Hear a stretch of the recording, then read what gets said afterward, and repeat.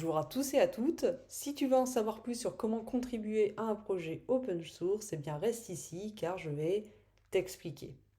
Je vais d'ailleurs vous l'expliquer au travers de mon propre projet, ladevdelatoile.com.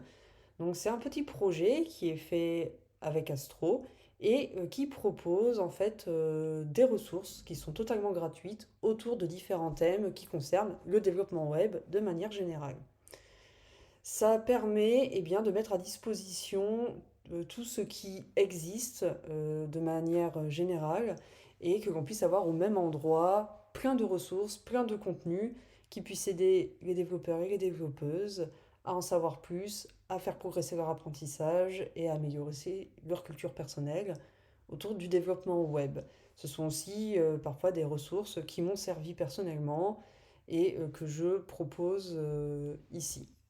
Ce qui permet aussi à des développeurs et développeuses qui n'ont pas forcément les moyens de pouvoir accéder à des contenus, à des savoirs qui existent grâce à d'autres développeurs et développeuses qui ont pris le temps de les faire, de les partager. Et j'ai pensé à un endroit où on pourrait les retrouver un peu plus facilement sans devoir aller s'éparpiller un peu partout. Je propose aussi d'autres rubriques, donc notamment des rubriques qui concernent les conférences, les grands événements comme par exemple la FUP, Paris Web, ou Run the Tech, etc., qui proposent des conférences autour de plusieurs thèmes qui concernent le développement web. Vous allez avoir donc aussi des événements avec les différents meet-up. Donc là, par exemple, vous avez un petit listing de 5. Vous allez avoir aussi les différents podcasts qui existent autour du développement web. Enfin bref, vous pouvez vraiment proposer beaucoup de choses. Et c'est un projet que je propose en open source, puisque je suis sûre que tous et toutes, nous avons des choses à proposer. Nous avons tous et toutes eu des ressources qui nous ont aidés, qui ont contribué à notre progression et en savoir beaucoup plus sur le développement web. Pour ce faire, première chose, on va d'abord se rendre là, sur le GitHub, donc la dev de la toile V3, et on va regarder le README. Le README, c'est là où vous aurez les informations pour savoir comment run le projet, comment apporter votre contribution ici, et comment enfin proposer vos ressources au sein du code et apporter donc un peu plus de ressources pour la communauté. Pour cela, première étape, vous allez d'abord forker le projet. Forker, ça signifie, comme indiqué ici, reprendre une copie conforme en fait du répertoire. C'est-à-dire que là, vous allez faire une copie du répertoire sur votre propre répertoire à vous. Ça va vous créer un répertoire personnel sur lequel vous pourrez faire tout ce que vous voudrez. Vous pouvez même le renommer comme vous voulez ici. Donc là, on va créer le fork avec le même titre que le répertoire initial. On attend un petit peu et voilà, vous avez le projet forké sur votre propre compte. Qu'est-ce que vous allez en faire maintenant? Eh bien maintenant, vous allez cloner le code dont vous allez avoir besoin pour pouvoir agir dessus, tout simplement. On va nous le cloner sur notre bureau directement. Nous allons l'ouvrir. Hop, hop, hop.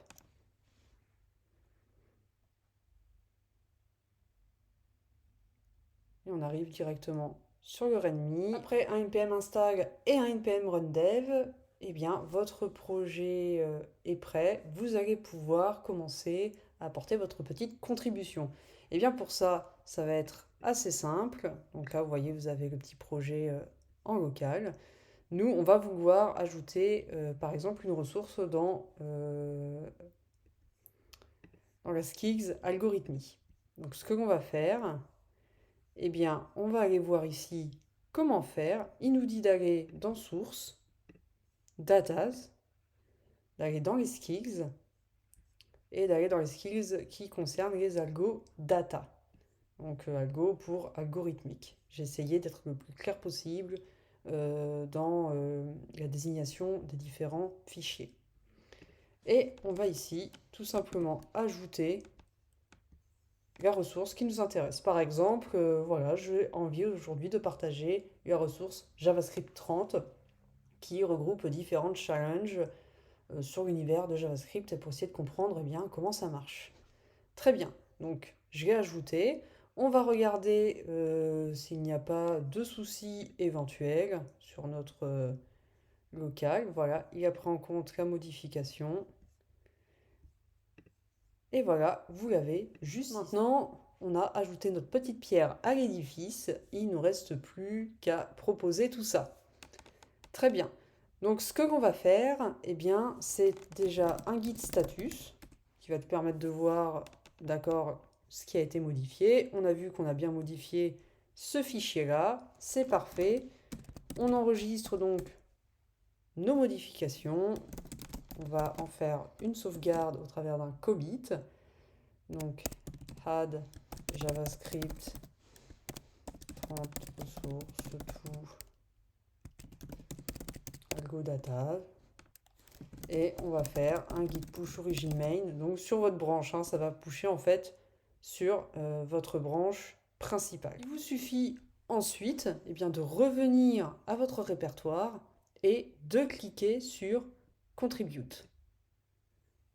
Ça va vous permettre donc d'ouvrir une PR, une pull request, et de pouvoir proposer votre changement. Ce que je vous invite, c'est de ne pas hésiter à mettre un titre. Add ressources to algo file datas. Bon, je ne suis pas très forte en anglais, excusez-moi par avance. Et peut-être un petit peu de contexte. I want to propose you JavaScript 20 challenge. It's a cool website. Voilà. Et on va créer l'APR. Et voilà, vous avez fait votre petite PR.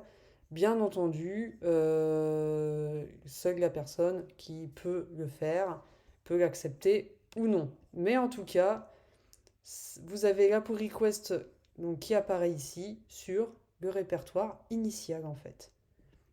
Et moi, je suis donc informée voilà, de tout ce qui se passe. Il y a aussi les analyses de Netlify pour voir si tout est conforme et pour voir aussi les dernières previews qui ont pu être faites sur le site. Voilà, c'est terminé en fait, il n'y a rien à faire de plus. En quelques minutes seulement, vous pouvez donc apporter votre petite pierre à l'édifice qui servira largement à la communauté et ça vous permettra bien, de pouvoir apparaître comme étant un contributeur, une contributrice du projet, comme ici. Donc ça peut être assez cool si on s'y met tous ensemble. Merci beaucoup de m'avoir écouté et je vous souhaite une bonne journée ou une bonne nuit en fonction du moment. Ciao!